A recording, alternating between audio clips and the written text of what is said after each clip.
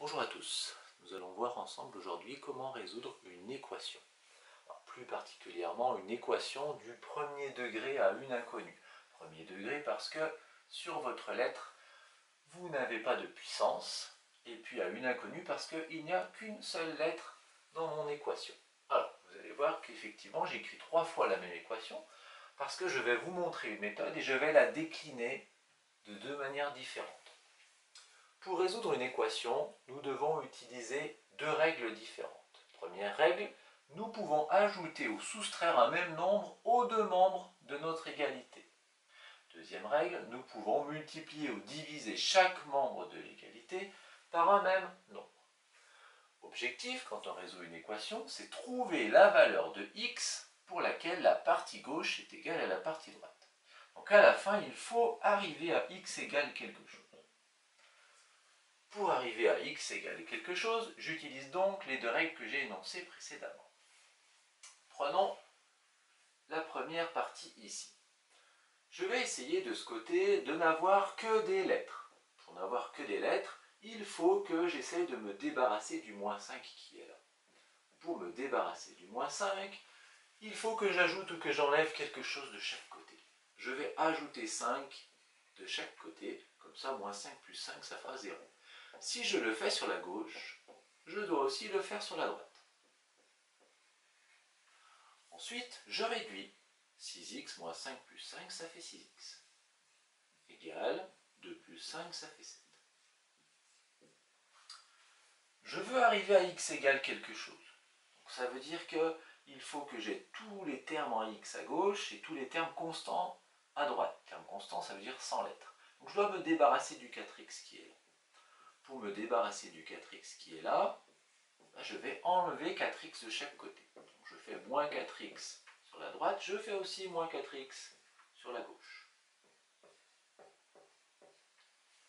Ensuite on réduit, 6x moins 4x ça fait 2x, 4x moins 4x ça fait 0, égale 7.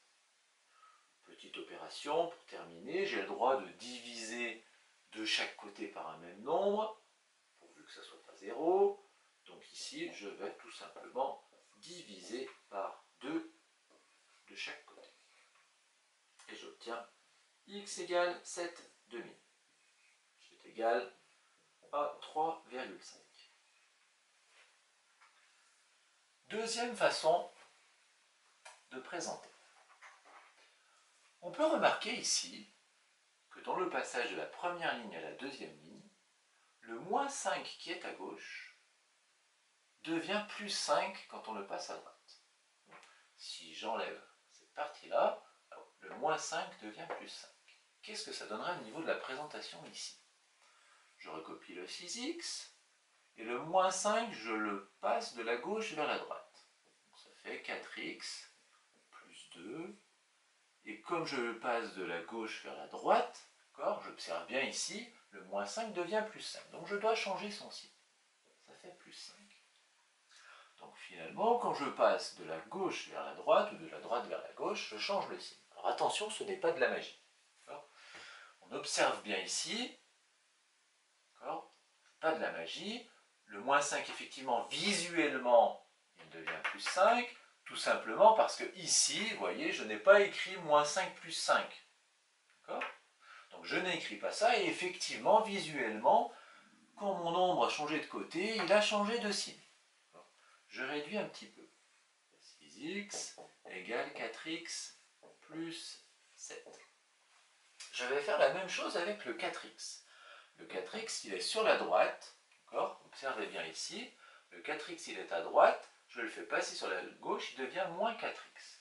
Donc j'écris ici 6x moins 4x. Et comme il n'est plus à droite, je recopie que le 7. Donc je le redis bien.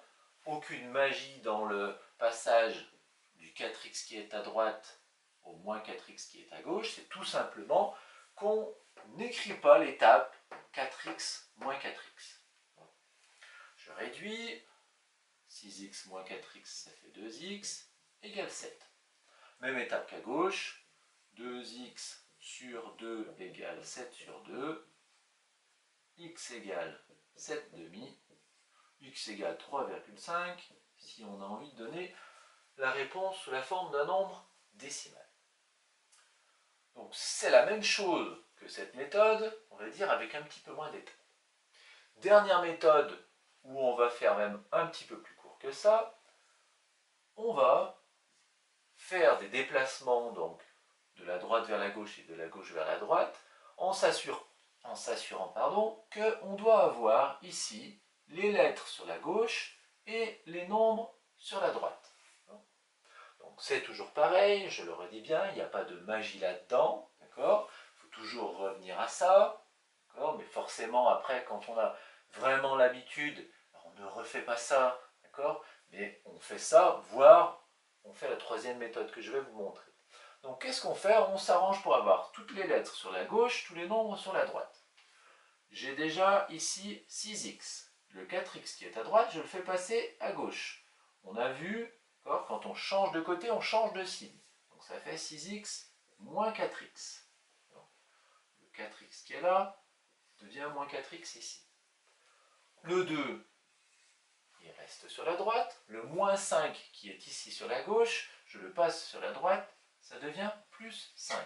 Je change de côté, je change de signe. On peut ici voir que le moins 5 qui est là, j'ai changé son signe, devient plus 5. Je finis de réduire. 6x moins 4x, ça fait 2x, égale 2 plus 5, ça fait 7. Et dernière étape, comme précédemment, 2x sur 2 égale 7 sur 2, ce qui donne x égale 7 demi, x égale 3,5, si on le souhaite. Et on n'oublie pas la phrase de conclusion, la solution de l'équation